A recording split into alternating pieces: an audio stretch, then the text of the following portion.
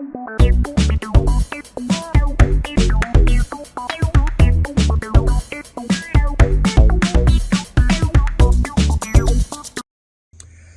friends, welcome to Story Time with Didi. Today, we're going to be reading a storybook about Daniel and the lion's den.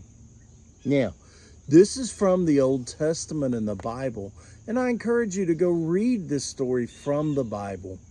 But for right now, we're going to read it from this storybook version, okay? It's going to have some pictures for us to look along with. So let's see what happened with Daniel in the lion's den. When Jerusalem was captured by Nebuchadnezzar, Daniel was taken away from the great city of Babylon in chains and kept a prisoner there for many years. But Daniel never forgot God. He prayed every day and he tried to lead a good life. Daniel became famous in Babylon because God gave him a special understanding of dreams. Daniel told each of the kings of Babylon in turn what their dreams meant. And each king rewarded Daniel, and he soon became an important man in the royal court.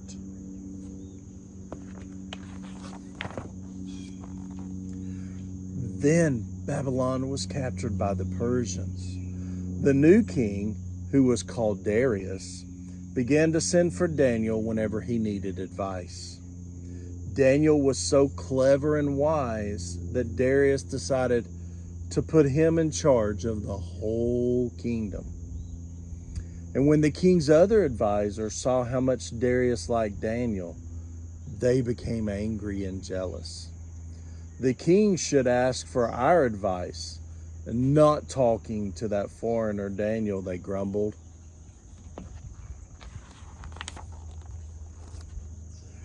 The advisors held a secret meeting, and they decided to get rid of Daniel by making him unpopular with Darius.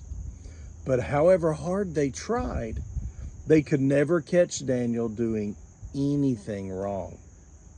By now, Daniel had been away from Jerusalem for many years, but every single day, he still knelt by his window, facing the direction of Jerusalem, and prayed to God. At last, this gave Daniel's enemies an idea, and off they went to see Darius.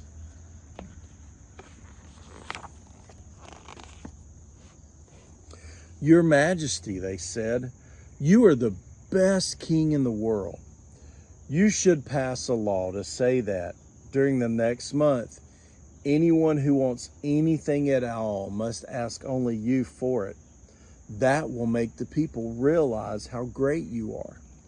And anyone who breaks the law by asking another person or God must be thrown to the lions. Darius was flattered by his advisor's suggestion. He did not realize that it was a clever plot to trap Daniel, so he agreed. He signed the law with his own royal seal, which meant it could never be changed.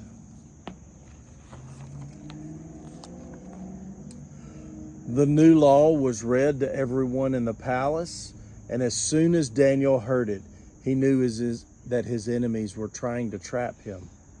But nothing would stop him from praying to God. When he got home, he knelt by his window and he began to pray. First, as he always did, he thanked God for his many blessings. Then, as he always did, he asked God for something. He asked God to let him go back to Jerusalem one day. Daniel's enemies were spying on him. And the moment they heard Daniel asking God for what he needed, they rubbed their hands in glee. Their plan had succeeded.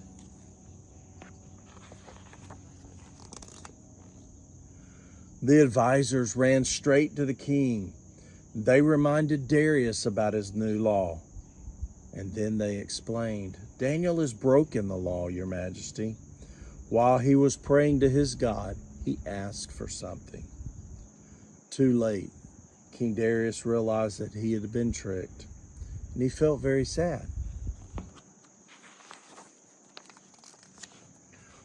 All day, Darius tried to think of a way of saving Daniel, but he could not change the law because he had signed it with his own royal seal. Finally, he gave orders for Daniel to be arrested. The soldiers took Daniel to the pit where the lions were kept. Darius himself went with them. "You have been loyal to your God, Daniel," said the king. "I hope he will keep you safe now."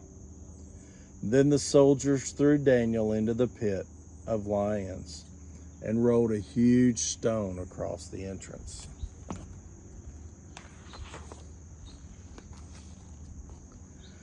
Darius went back to his palace. He could not stop worrying about Daniel. He had no appetite for supper, and he waved his musicians away. He went to bed early, but he tossed and turned all night, and he did not sleep a wink. Early the next morning, even before the palace servants were awake, Darius got up and rushed to the lion pit. "Are you alive, Daniel?" the king called. "Has your God saved you from the lions?" Darius did not really expect an answer, so imagine his surprise when Daniel called back to him. "Yes, your majesty," came the faint cry. "God sent an angel to help me. The angel shut the lions' mouths, and they have not hurt me."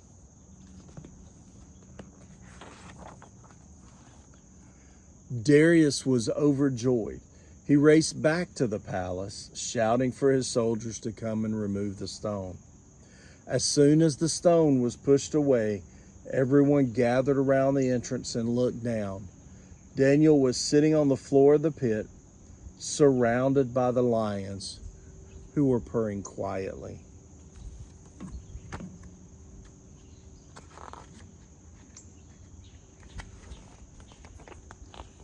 "Get some ropes and pull him out," ordered the king. The king's servants rushed to find a rope, and soon Daniel was free. Darius was amazed to see that Daniel did not have a single scratch on him. "Your God must be very powerful indeed," Darius told Daniel. "I shall send out a letter to be read in every corner of my kingdom to say that your God is the true God and that everyone must respect him."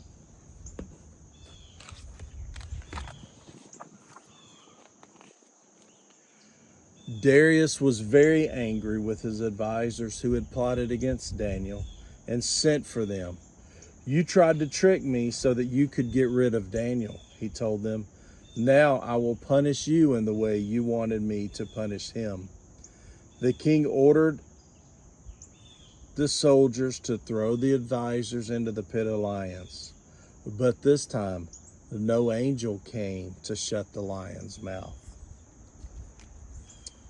Like I said, that was Daniel in the lion's den. This is an Old Testament story from the Bible, and I encourage you and your family to grab your Bible and to sit down and to read Daniel in the lion's den from the actual scriptures.